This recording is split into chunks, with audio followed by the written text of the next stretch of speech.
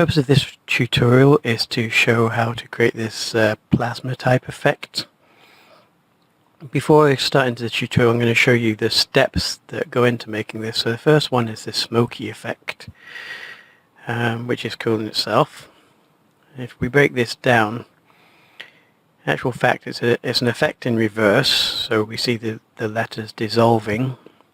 In order to make this, we've got two steps we make. One step is to make the letters dissolve themselves, and the other step is to actually make the particle system, which is created from the edges of the letters as they dissolve. So you can see here, and finally we have to control the movement of the particles to make them appear to dissolve like smoke does. Okay, these kind of techniques you can use to make other kinds of effects, such as this one here where we've got letters forming from a stream of particles. It's the same basic idea. So to begin, I'm going to do this in HD 720, 25 frames a second. I'm going to start with a composition that's 10 seconds in length. I'm going to call this one letters, because it's going to be my basic letters disappearing composition. So I'm going to use my name, not because I'm that vain, but mainly because it marks this as being my tutorial, so it makes it harder for other people to adopt it as their own. So I'm just going to get the text roughly centered using the proportional grid here to get it more or less in the middle of the frame.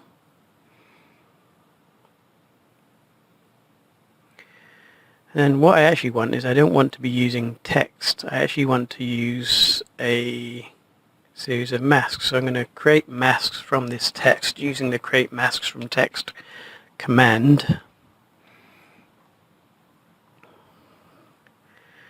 I just rearrange the screen a little bit and press M on the keyboard to show all the masks that have been created. Now where you have letters with holes, the letter is actually made up of a few shapes depending on how many holes in the letter. So the lowercase g here will have 3 shapes, an outline and 2 holes. Now when After Effects creates these masks, it creates them all in difference mode. Difference mode basically means that whichever mask is outside starts the mask, any masks inside flips that so that they become holes. Another mask inside that would flip it again so it becomes solid again. This works for most things, but the problem with difference mode is that where you have 2 masks that overlap, they kind of switch, they kind of invert each other. So we're going to have masks overlap when these masks expand and shrink to make the letters vanish. So difference won't work for that. I'll give you a little demonstration of what that looks like.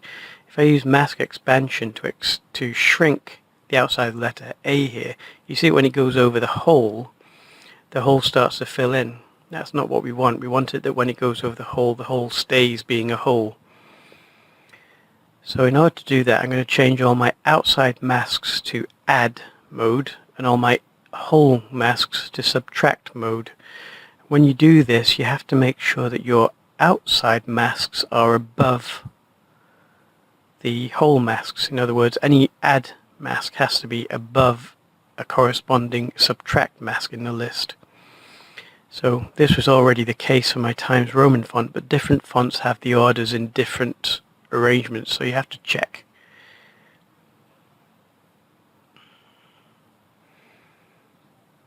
So I've set all my masks to be add and subtract as they need to be. Now what we're going to do is we're going to select all the masks and animate the mask expansion for them. So I'm just going to animate whatever makes all my main parts of the mask disappear. The holes are going to get bigger rather than smaller. So we'll need to do that in a moment to actually expand those bigger. So for the time being, just ignore the holes. I'll go back and select all the holes and set the second keyframe to be smaller. As you can see, I missed the capital R, so I'm going to have to go back and do that one as well. So now all the letters will disappear over the space of 1 second. So what I want to do now is I'm going to stagger all the animation, and if I want the A to appear first, because I'm doing this backwards, it has to actually animate off last. So making sure that I select all the masks, including like outlines and holes. So for the letter G it's 3 masks, for the letter D it's 2. I'm going to stagger them about half a second apart each letter.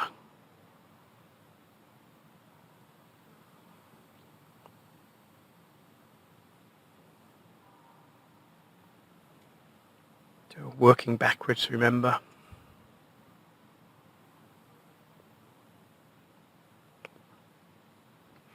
Okay, I'm going to select all the keyframes and just move them a little bit to give myself 1 or 2 frames room at the beginning.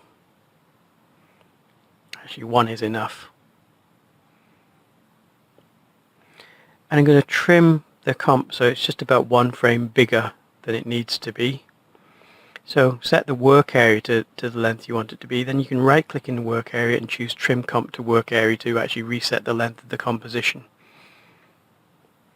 So having done this, we can preview this and see the letters vanish in the order that we want. So that will do quite nicely. So now we're ready to start making this the next step. But just before we do this, our letters are actually created as white solids against a transparent background, but for things that we're going to do later, it's going to work better if these are white letters against a black solid background. Particularly the difference that we're going to create next works better like this. So we'll create a black solid underneath the letters.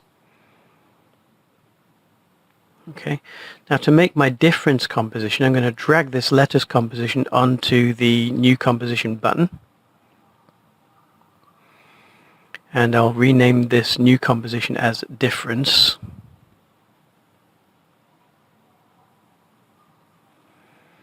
And then this is very easy to do. All we need to do is actually take the letters comp inside this comp and apply a time difference effect to it. And I want it to be just the difference between 1 frame and the next. And the time offset parameter is given in seconds. My frame rate is 25, so 1/25 of a second is like 1 over 25, which is 0.04. So my time difference needs to be 0.04. If you change the difference to be absolute difference, you get a black and white result. So that's that. Now I'm going to create a new version of this. So I'm going to drag this difference composition onto the new composition button. I'm going to call this one noisy difference, because I actually want to put some grain into the outlines to actually make more interesting particles when we come to make particles. So I'll call this one noisy difference.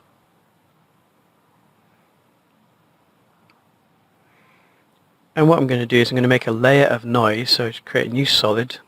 I'm going to add turbulent noise to this solid layer. I want it to be very high contrast, grainy noise.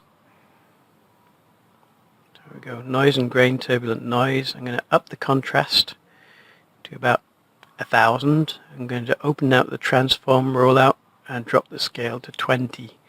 And to make this animate, so I'm going to drop the complexity to 4 because we don't need to be so complex.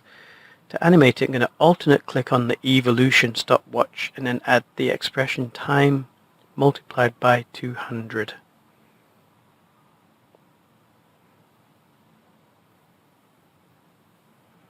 Now you can see the noise animating. So to actually get the result of this combined with the letters, what we do is we'll select, go back to our difference layer, and if we multiply the difference layer on top of the noise layer, we'll get the result we want. So select the difference layer, choose multiply, have to remember to switch it back on again. And if you preview this, what you should see is the letters now have a kind of a noisy effect to them. But the movement of the noise isn't fast enough, so I'm going to go back and actually just click on the solid, press U on the keyboard to show its expression parameters. I'm just going to change time to be time times 2000 rather than 200, so it's animating a lot quicker. There you can see kind of a noisy effect in the outlines. So now that we have the noise the way we want it to be, we've got one more step that we need to take before this is ready to generate particles. Previously we had to make a black layer, so this was white against black, but actually for the particles we need to have this as a white particles against transparent again. So now we're going to actually kind of flip around what we've already done. So to do this, I'm going to create yet another new composition by dragging our noisy difference into the new composition button, and we'll call this one particle source. What we'll do is we'll add a white solid layer underneath the noisy difference layer inside this new composition. I'm going to use the noisy difference layer as a luma mat for the white solid. Now you can hardly see the result of this because what you've got is very small white dots against a transparent background. When we switch off the transparent background, you can see where the particles will appear. But remember, these are just going to be white solid against transparent when we use it inside the particle system. That's very important. White against black would not work. You get a lot of particles that were black and a lot of particles that were white. We only want the white parts to be particles. So now we're ready to make our main composition. So I'll start by dragging letters onto the new composition button and call this one main comp. Now when we make the particles, I'm going to adjust the particles so that they last about 2.5 seconds. So in order to give a little bit of leeway for the particles to die, we need this composition to be about 3 seconds longer than the composition we've dragged into it. And then again, we've got to be careful about this black background becoming transparent. So I'm just going to put a solid black underneath this one in our main composition, just to make sure we don't suddenly get black turning to transparent.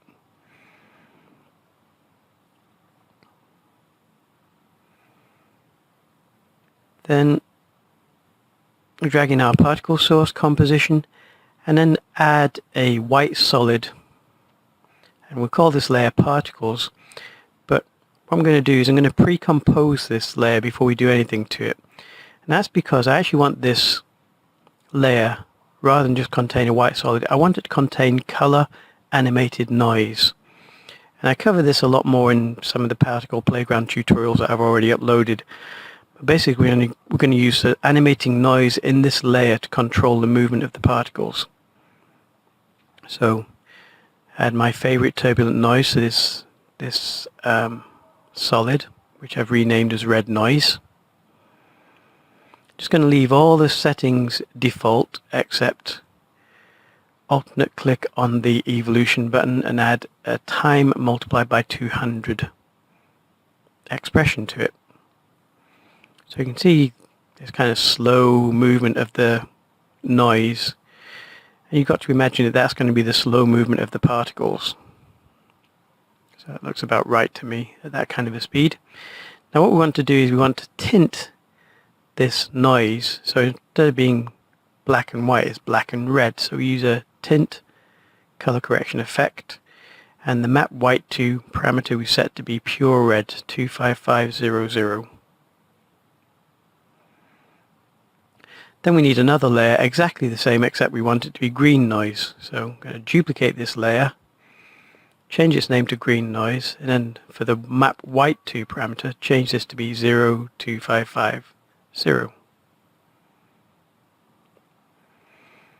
And to add the two layers together, we change the mode of the top layer to add, and what you'll see is yellow noise. And the reason it's just yellow noise is because the two noise layers line up exactly.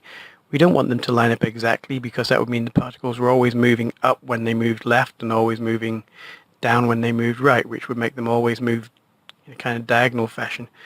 So you don't want them to line up, so you can just offset the green noise a little bit, so the two noise layers, although they're moving at the same speed, they're moving different directions. This is what you get. So we're done with that. You can close that comp.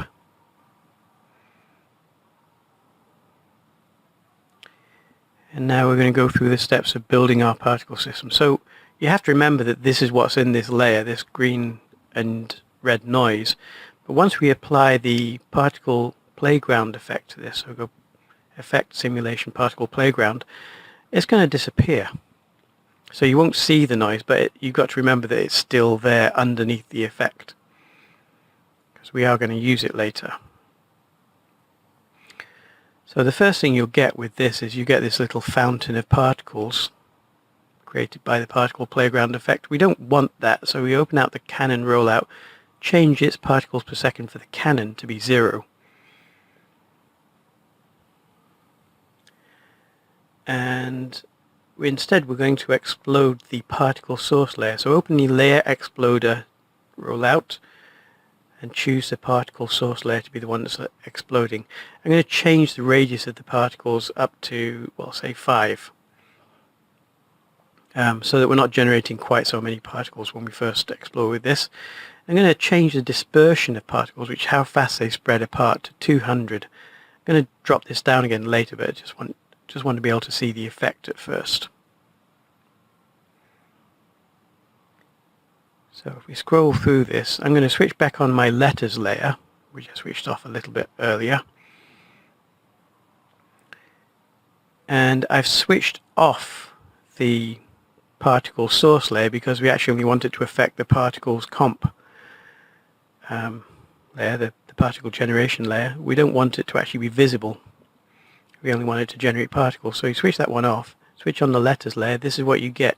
You'll get these letters appearing to burst into particles. Now, we have a little bit of a problem here, because what you're going to find is that eventually we're going to want to actually create particles that are just about a pixel big. And because of the way it's creating the particles, by default in Particle Playground, particles once created live forever. So if you look at the number of particles we're generating, and this is actually speeded up. I've actually speeded up the frame rate here that you're watching. So it's actually it's about quite a bit slower than you're seeing it. It will just keep making particles. So what I want to do is actually make the particles die after 2.5 seconds. So to do this, we can use a property mapper. Now remember that our layer has noise in it. I'm going to use the red and the green noise later on. But I'm not using the blue for anything, so I'm going to use the blue layer, which actually contains nothing really, to set the lifespan of the particle. So choose map blue to lifespan. If I set both minimum and maximum to the same number, that's going to set an absolute value for lifespan. So this is a trick for how you set lifespan of a particle. So set the minimum and the maximum to 2.5 seconds. And then what you should see is that as the particles are made, you'll see that the particles, if you watch the edges of the particle space, you'll see them pop off the screen once they get to 2.5 seconds old. So you just watch one around the edge somewhere that's fairly easy to watch. You'll see after a little while it just vanishes. There's so many particles you don't really notice.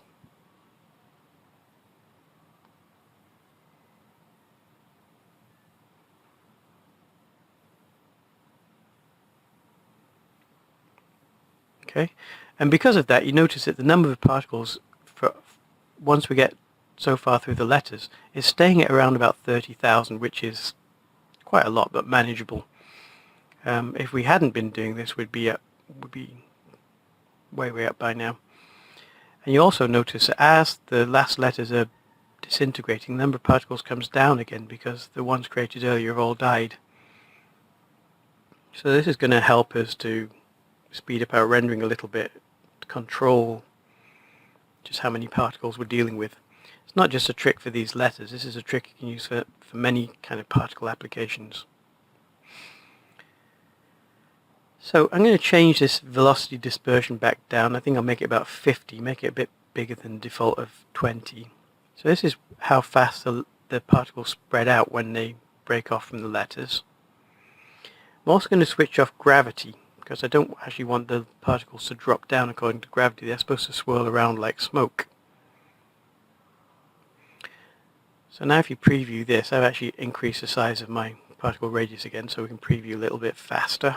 So you preview this, now you see the particles are just spreading out from the letters. Also quite a nice effect.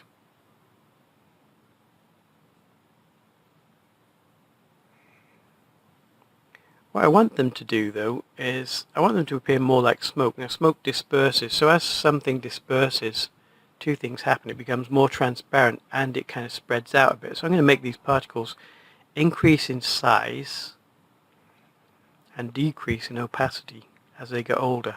To do this we're using the ephemeral property mapper. I'm going to map red to scale, so I'll show this just on scale first, we'll do the opacity later.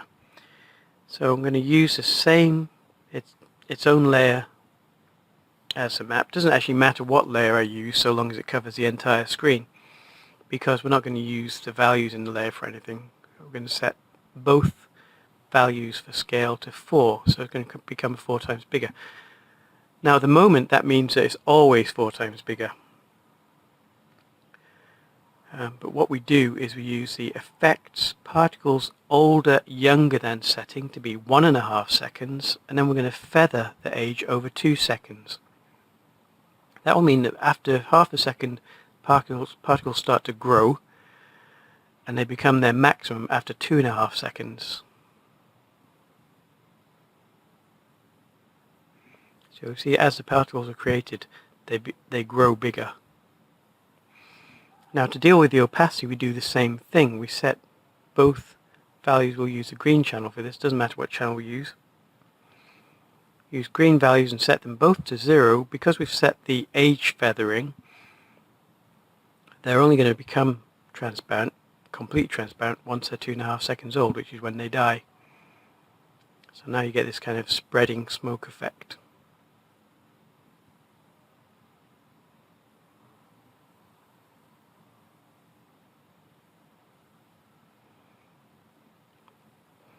Okay, and the last thing we need to do with this is actually to make the swirling behavior for the smoke.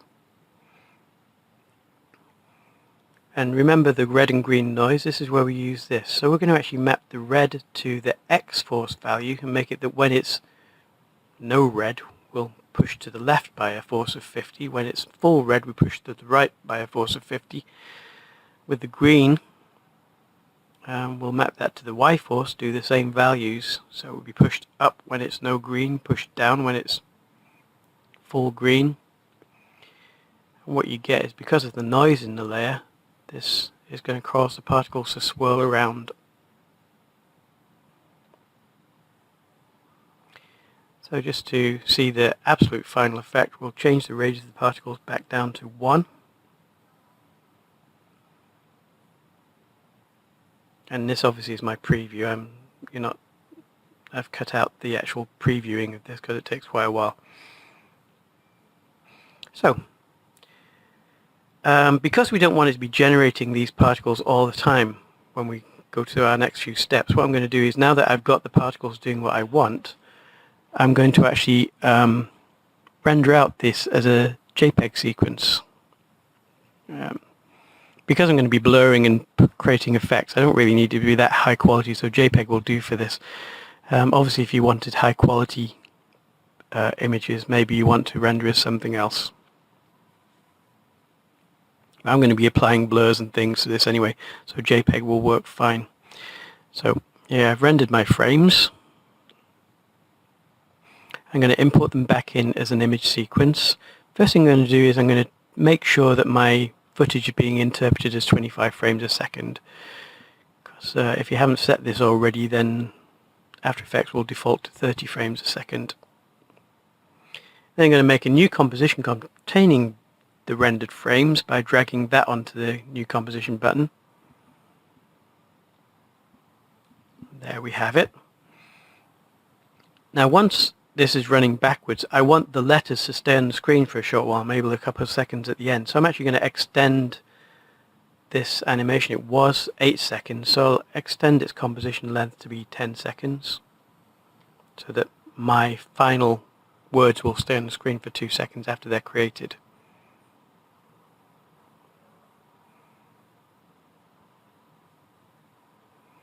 Okay, and then just expand the timeline a little bit. You can see that this ends before the final end, but I'm going to fix this in a minute. To make this run backwards, there's a couple of ways you could do it, but I'm going to use time remapping. So right-click, time, enable time remapping. I'm going to choose the two keyframes and switch them around so that the end keyframe is at the beginning and the beginning keyframe is at the end. Holding down Shift so I can snap them exactly to the start and end. And then beauty of time remapping is I can generate my frame hold at the end simply by when I get to the end where it would disappear. I can just extend the final frame now because I've enabled time remapping. So if we preview this, you'll see this is now pretty much the smoky effect that we saw at the beginning, letters forming from smoke. If I was really going to use this, I'd probably apply some blur to that. So let's do that. So I'm going to apply a fast blur and make sure I switch on the repeat edge pixel so I don't get any funny effects around the edges. And put on just a little bit of blur.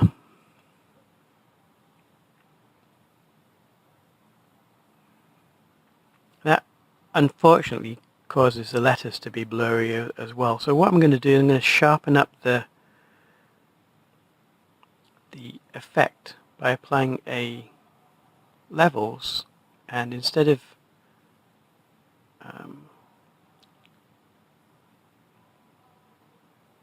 having the grey affect the entire range, what I'll do is I'll pull in the ends of the levels histogram so that I actually get a little bit of a sharper effect. It's going to cause the inside of the smoky effect to kind of solidify a little bit, which might not be what you want if you're going to create smoke, but for the plasma effect I'm going to generate, it actually works very nicely, so I'm going to leave it like that.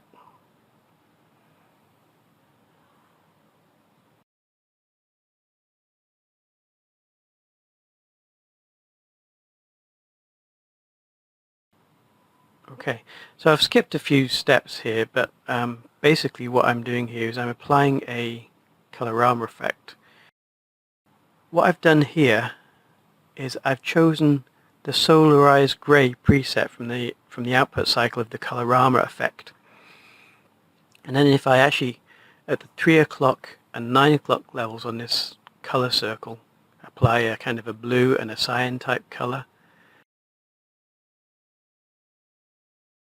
I'm just going to move them around. I'm looking at the effect on the screen to see how it looks.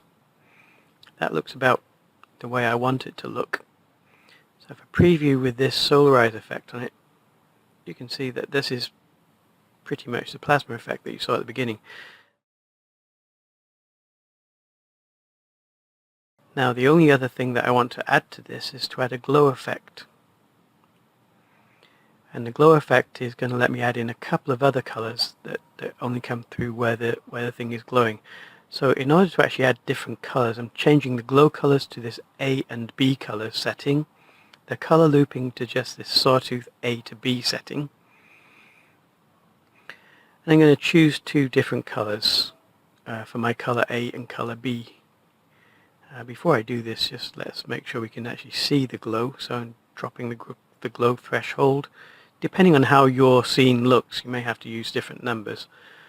But I just want to have a little bit of glow on there so that I can see. It's easy to see if I change both these color A and color B to white for the time being. So adjust the threshold, the radius and the intensity till you get something you like. That looks pretty nice to me. And then I'm going to change my color A color to maybe, I don't know, let's try a few things. Make that red. Make my color B something opposing like yellow. See how that looks? See how it looks if it's blue. It looks a bit nicer. Maybe my red could be actually more vivid pink. See how that looks. And I can also change the A-B midpoint crossover to actually get more of one color or the other. So that's kind of looking how I would like it to be. And it's not much glow at the end, but actually where this becomes very bright in the middle of the animation, you'll get quite a lot of glow. So this now looks a little bit like it's kind of some kind of electrical flame happening in the middle of the animation, and that's the whole thing pretty much done. So I hope you found this tutorial enjoyable, and watch out for some more. Make sure you like and share the tutorial.